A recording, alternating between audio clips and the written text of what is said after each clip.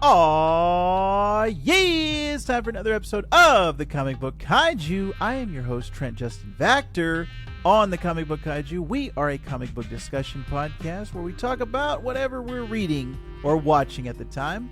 I have a very special guest this week. We've had him on before. You've heard his voice, Mr. Justin Gyorfi, on our Teenage Mutant Ninja Turtles IDW episode where Mr. Gyorfi educated me and gave me all the details on that run, and I still haven't dived into that as much as I want to, but I will get to it. Mr. Gyorfi is also my co-host on the Rant to the Future podcast.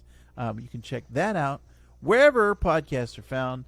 But today, Mr. Gyorfi was a very spooky boy. He told me that he wanted to read Absolute Carnage. So that's what we're going to be talking about on today's Comic Book Kaiju. Absolute Carnage by Donny Cates and Ryan Stegman. Now, Justin, Mr. Vactor. Yes. I got a question for you. You're Shoot. a busy man. You got 17 podcasts going, 33 YouTube channels, and a wife and kid. How do you have the energy to keep reading your comics that you love? Well, actually, I used to be a solo coffee drinker. All I did was drink coffee and occasional Red Bull and 5 Hour Energy.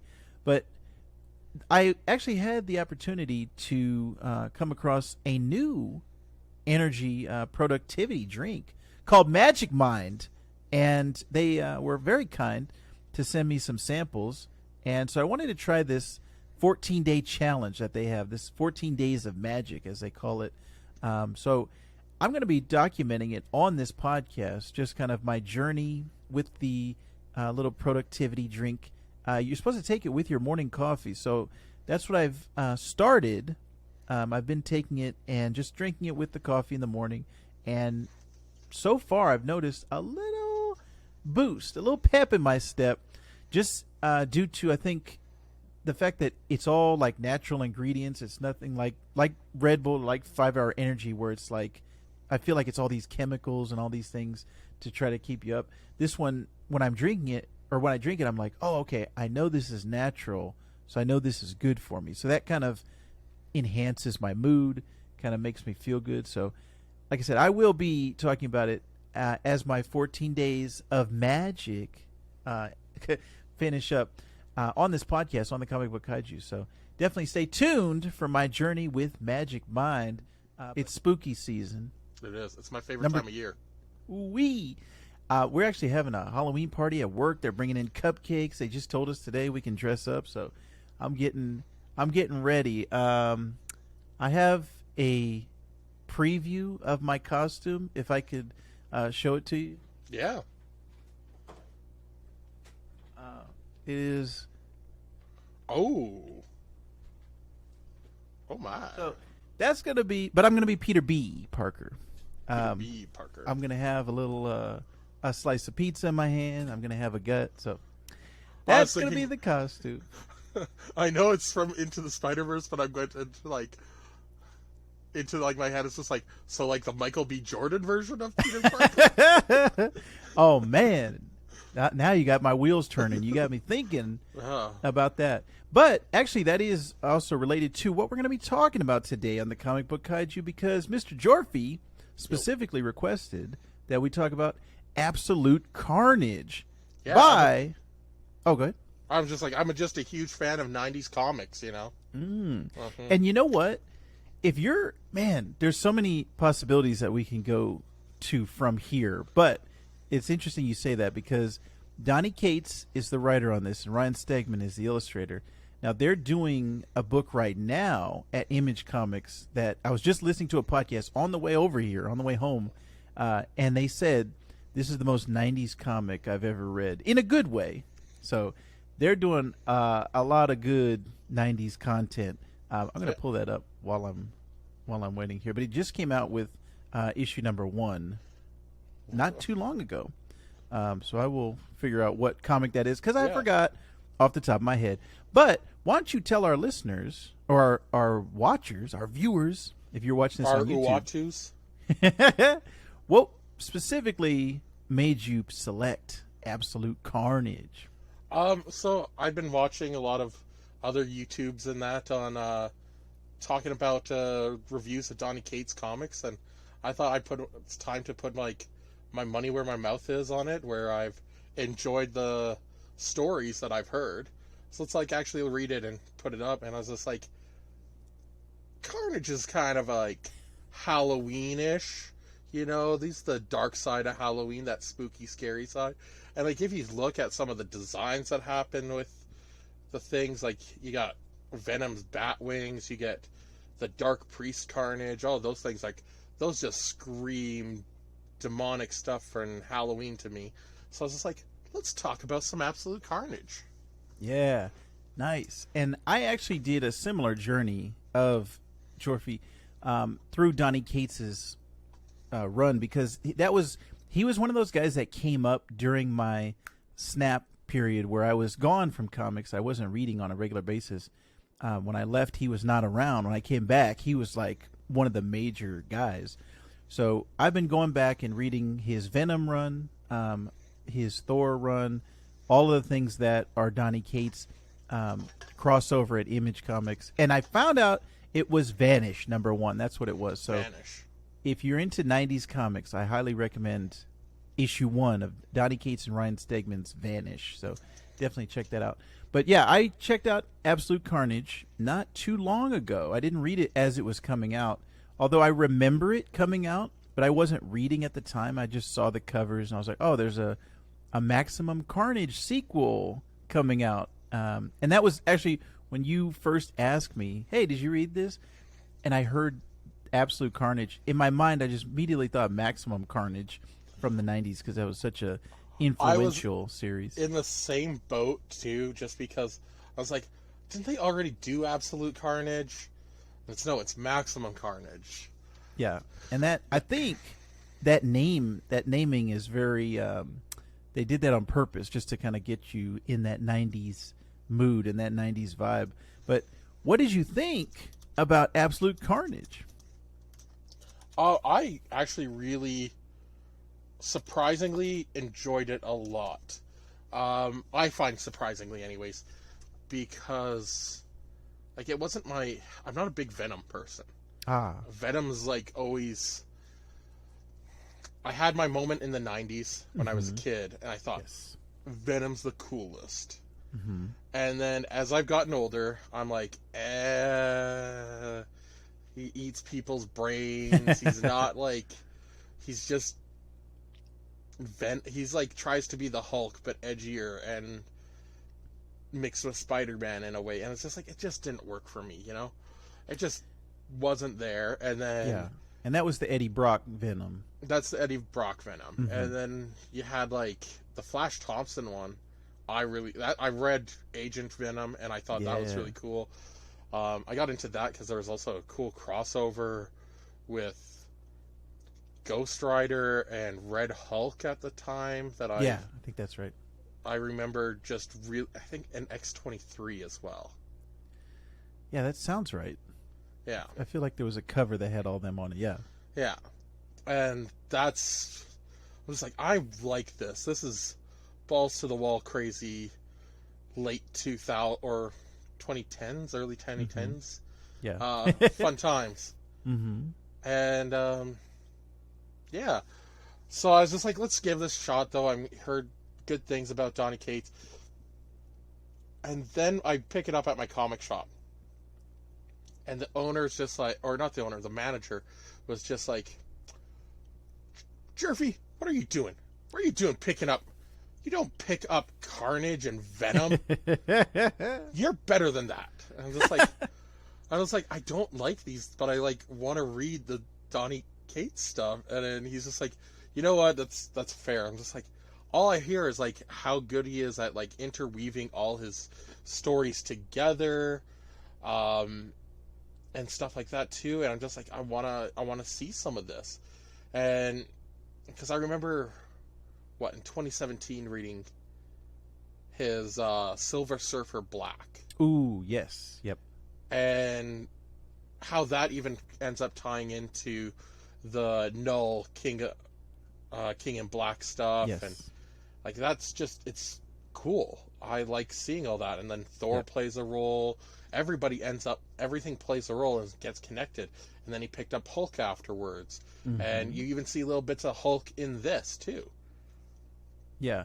And they've done such a great job of expanding the Venom character, specifically Eddie Brock Venom. Because like you, I read the Flash Thompson stuff. I really liked it. And after that, I think was when I got snapped away and came back. And it was like, wait a minute. The symbiote's back on Eddie Brock. And because there was a period where he was yeah. And that was like, I thought he died then. And so I was like, kind of confused when I came back and realized what they were doing. But like you said, the King in Black stuff, this absolute Carnage, his son Dylan Brock, all of this stuff is like added to the mythos, and he's a completely different character now than he was in the 90s, to the point where like I don't even recognize those two guys. They're both Eddie Brock. It's kind of like the Tom Hardy, it's like, yeah, he's Eddie Brock, but he's not Eddie Brock that I know from the comics. So that's the 90s Eddie Brock and the 2020 Eddie Brock are like completely different characters to me. Even like the Venom itself, as a symbiote. character, like when it's combined, Eddie and the symbiote, completely different. Yeah. But I really appreciated too them doing like callbacks with Planet of the Symbiote from the Clone Saga and stuff that was very nostalgic to me from growing up in the 90s. Right. And having like, even though it wasn't like the best of times, it was still like those are comics that are near and dear to me. Yeah. Or at least concepts.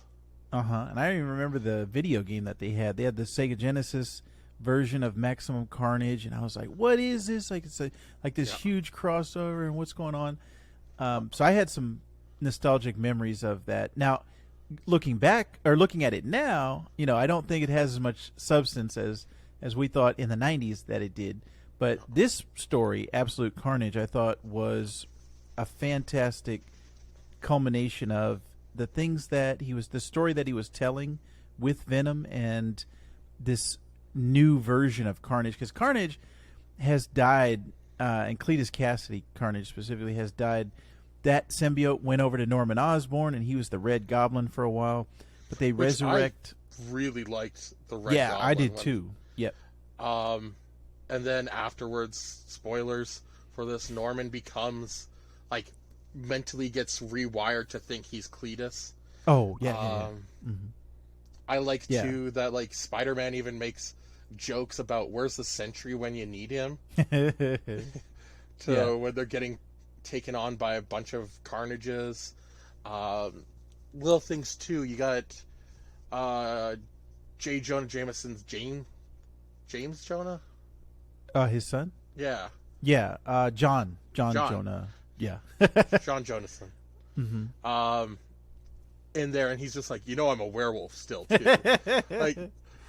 But he gets affected because he's been a host, and it's just there's cool stuff. Yeah, and that's I think Donny Cates' strength is like you said, the ability to combine all these things. And he was reading comics just like us, I think, growing up in the 90s and taking all that in and then spitting it back out. And he did that in crossover also. Like I mentioned before, in his Image book is very love letter to comics type of thing, where people are working in a comic book shop and then comic characters come to life from another universe. So I can feel his, just his love for comics coming out. And it reminds me in like a less, I don't mean this as like any insult to Donny Cates. I mean this as a full-on compliment. A less intellectual version of Grant Morrison, where it's talking about that continuity, but without being bogged down into the idea of what meta exists outside of or and around. Like, it's not going to get into its own head about comics are comics, but these are also what comics are, and blah, which I love for Grant Morrison, but I love also like that just richment of nostalgia for and like love for the stories that we grew up with. Right. And that. And the entire time, the Ryan Stegman art is just takes it to another level for me. It makes it feel more like an event. It just When they makes it do the feel more epic. flashback to prison days of Venom or Eddie and Cassidy, or Cletus Cassidy, and that, I'm looking at that. I'm just like, that looks like 90s Eddie Brock compared to now. They capture that perfectly.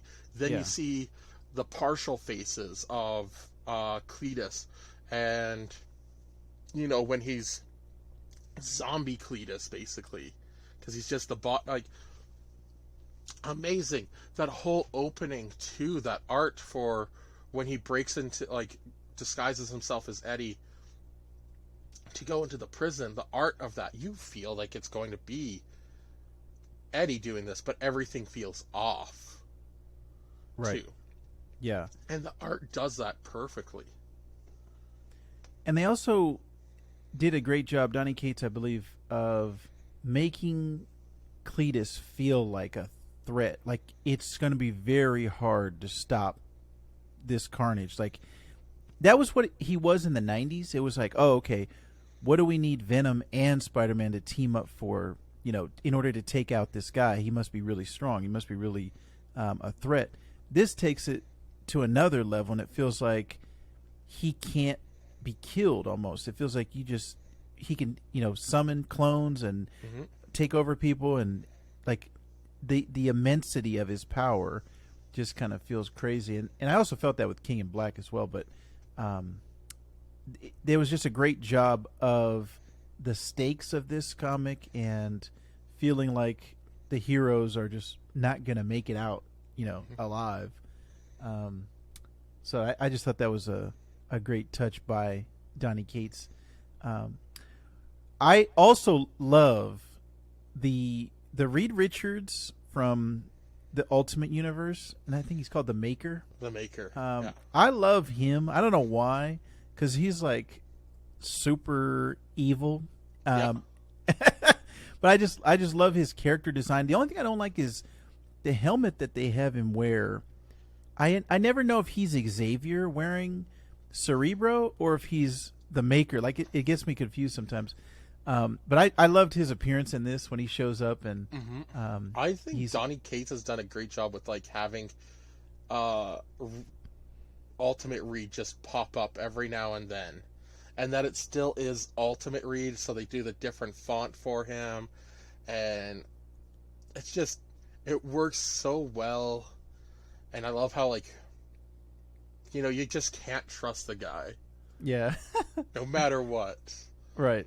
So that whole storyline with Dylan and trying to protect him from Carnage and from the Maker was a great kind of side plot as this was going. I also want to say, too, Donnie does a great job with making Cletus feel creepy. Not just unstoppable, but creepy. And I feel like that really, like, lost its way, because there was always like, oh, it's shock value with Carnage to a degree. Instead, just, you want to make him, you don't want to like Carnage. You want to feel icky about Carnage being around. Right. Yeah, he does a great job of that.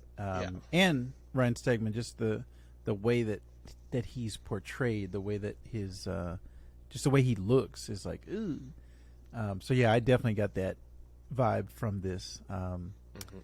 Miles shows up. Like, we've got a lot of nice cameos from different characters of the Marvel Universe and of the Spider family that show up. I love too. They're just like, oh, we gotta get the heroes that have been infected with the symbiote too, and so you get Cap and Wolverine and the Thing show up. Yeah, and I think that's great. Like, just a good moment. And Peter and Eddie, just like Eddie knowing who Peter is and just calling him out on it, and, well, not calling him out, but like calling him by Peter when it's just the two of them. I really just appreciate that just little kinship kind of thing to it. It creates a nice dynamic for them. Yeah. And this comic also feels like an event to me, and I haven't felt that way in some of the more recent Marvel event books that I've been reading. But this one, it feels like this is a force, and I actually felt that with King in Black too, where it was like the whole Marvel universe almost needs to come to stop this guy. And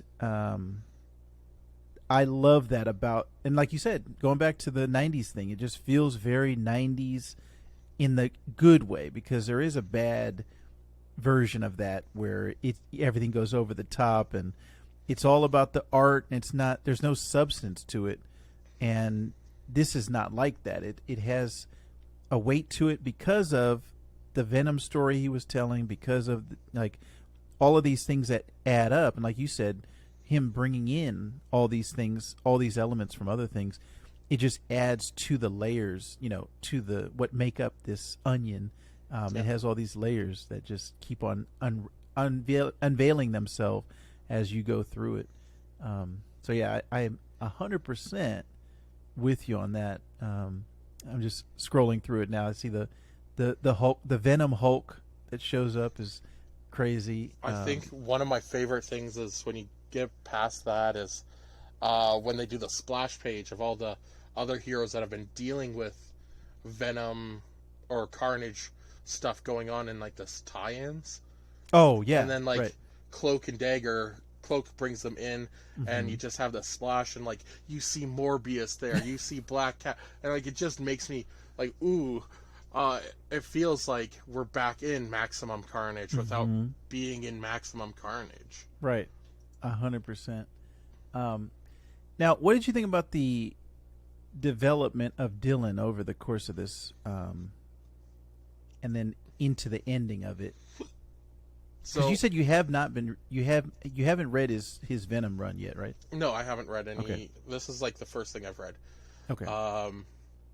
Now I've like watched stuff, reviews on things, and I've gotten the story, but I think Dylan's interesting. I like his dynamic. It feels like it would be somebody. He feels like a kid that would exist in like a Marvel universe. The whole like reveal that Eddie is his dad to him. I mean, I've got my own.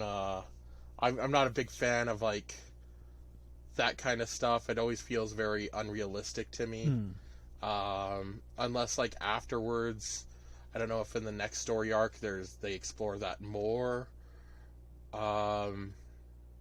With like the emotions that go with that, but in that moment you just like, well, I guess like you also just were almost murdered by an alien and a zombie combined, like yeah, a zombie controlling an alien horde. Like, no. I guess we can forgive you being like, so you're my dad? Yeah. Okay. Right. Yeah, but I liked being able to see the turmoil of that toll on Eddie, on having to reveal, and his responsibility he feels towards Dylan, even though he wasn't there for or didn't know about him until kind of now. And he's like, I don't want this kid to have to deal with being Eddie Brock's kid. Yeah. And try to protect him from that. I like that inner conflict. Yeah, they do go into it a little bit after this, and I think King in Black is the next event after this, right? Yeah, I there's believe. like the story with the weird guy that stole like parts of a War Machine armor and does it up with like some anti-venom tech and goes after, and then they do the travel to a different dimension story, where they find out like Dylan's become the King in Black in the future, and his mom's still alive and Eddie's dead, and there's a bunch of different like people using symbiotes that have been like disconnected from the King in Black, and spoilers for all that stuff. And then that's when Venom learns a new ability too, which was cool. And that's everything you're saying. Yeah. Just leads into what I was saying about Venom's character being more well developed now versus in the 90s. Well, even I go back and I know who that guy is that's like out to get Venom in that Iron Man armor. And like it's set up here in Absolute Carnage. Like that kind of just blew my mind a little, because I was just like, that's just throwaway stuff in Absolute Carnage, but it was set up for another character coming along in the end of this, and I thought that was really cool and well done. Yeah. So I didn't have very many negative things about it. I enjoyed it from start to finish. Like I said, I was doing a Donny Cates catch up, so I was kind of reading everything all at once. But what was actually kind of weird for me was I had started the first issue, and then I can't remember, I got busy or something, and so when I was doing the reread, I was like, oh shoot, I remember this, but I forgot that I had read the first issue, how many months ago. So when I was rereading it, I was like, oh, this is very familiar. It's like deja vu, but I didn't remember where the story was going. So I had a really good time with it from start to finish, and this is one of these building blocks of Donny Cates for me.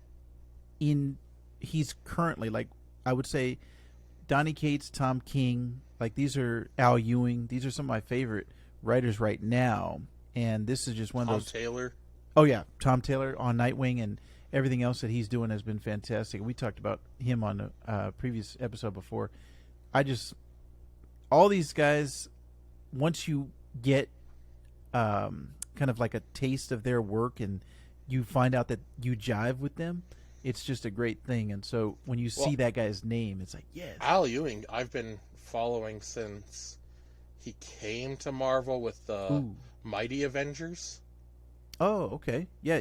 Like back in the 2010s, and like that was really cool, because that was like he introduced Blade as Ronin for it, and he had there's a bunch of other things going on that I thought was really cool. That's where it got me into like Blue Marvel and stuff. Yeah. But like I remember when I picked up that book, buddy of mine was just like, well, if you like this, you should check out, because he's been doing for like the last 20 years indie comics at the time for like in like the UK, and oh nice, that was something I always like went back to check out. And I thought Al Ewing, like, it feels different but it feels like very right at the same time to put him with Tom King and Tom Taylor and Donny Cates right now. I think those guys are really just really knocking it out of the park, and feels like they're the now version of what like Scott Snyder was 10-15 years ago. Right. Like Even Bendis. I put Bendis to be about like 20 years ago now. Oh dang. Yeah. Man. Yeah. Yeah. I can't, it's what's weird is like there's that time in the maybe between 2000 and 2010 for me. It's like that decade is almost frozen in my mind as 1 year. Well, as current. Like I'm like, yeah, Bendis is still writing Ultimate Spider-Man right now. And like that was when I really got into comics versus everything else. It was kind of like a casual thing.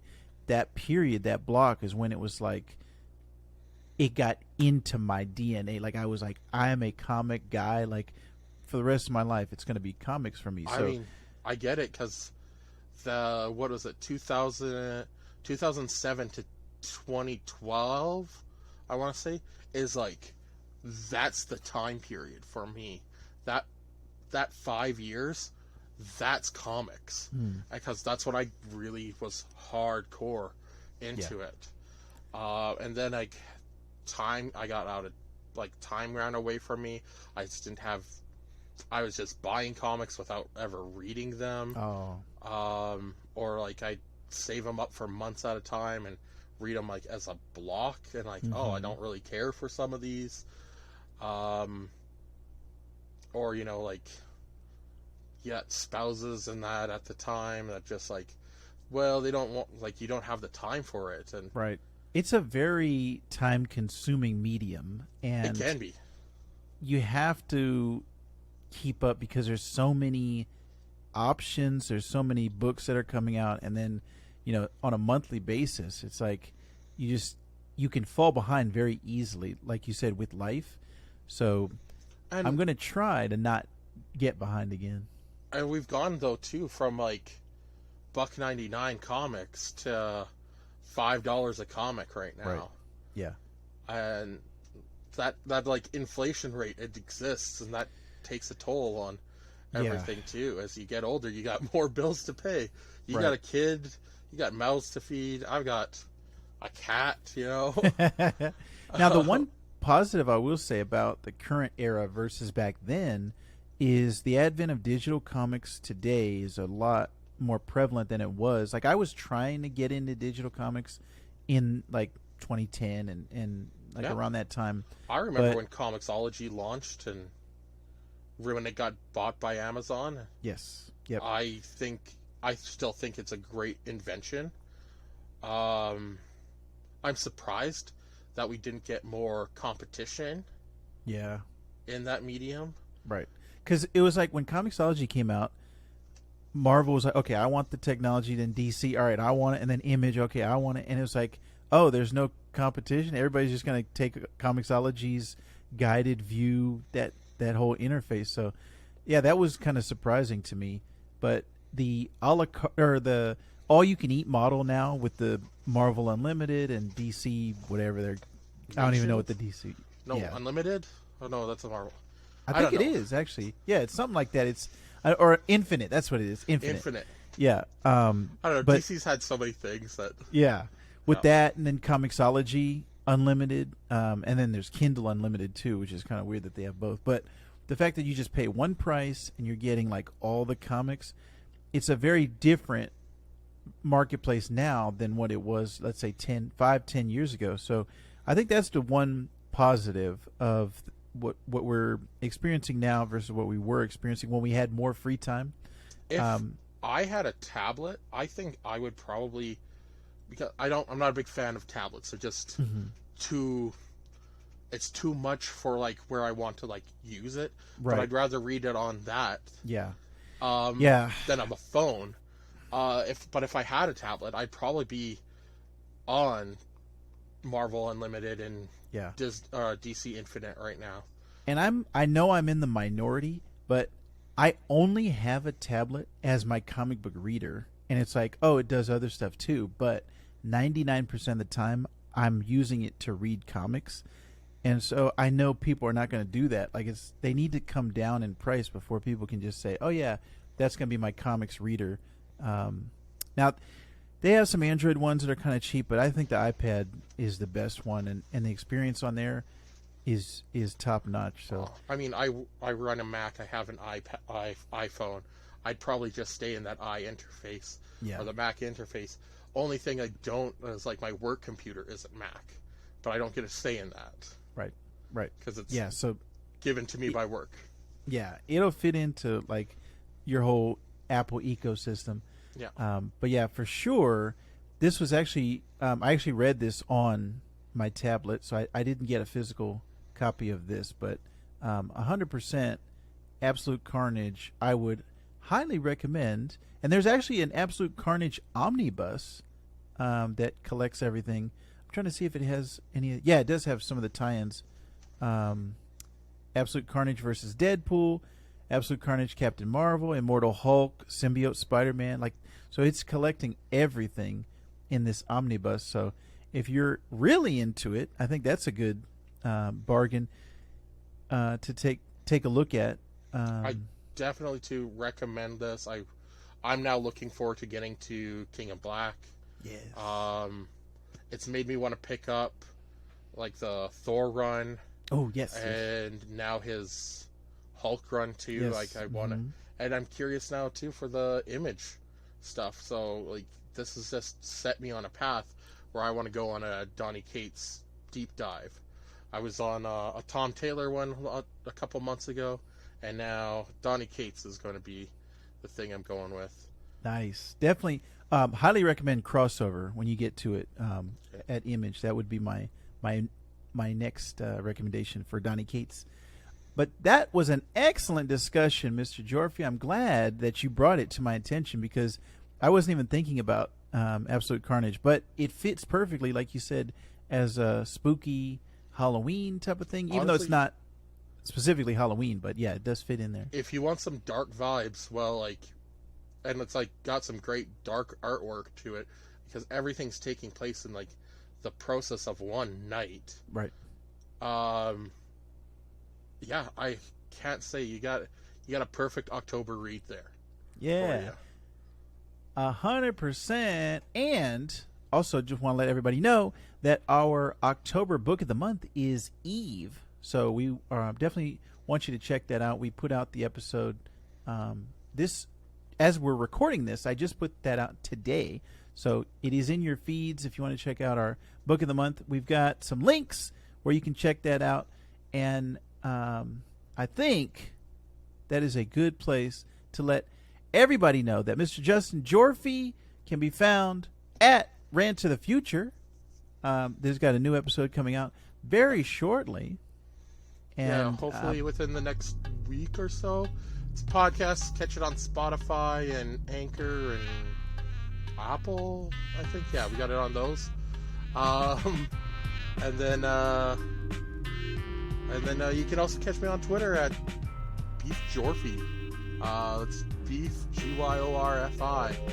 And yeah, that's where I do my things. Excellent, sir. Well, Justin Gyorfi, I want to thank you for joining us. I want to thank you, listeners, for giving us a listen or a view on YouTube. We love comics, and you should too.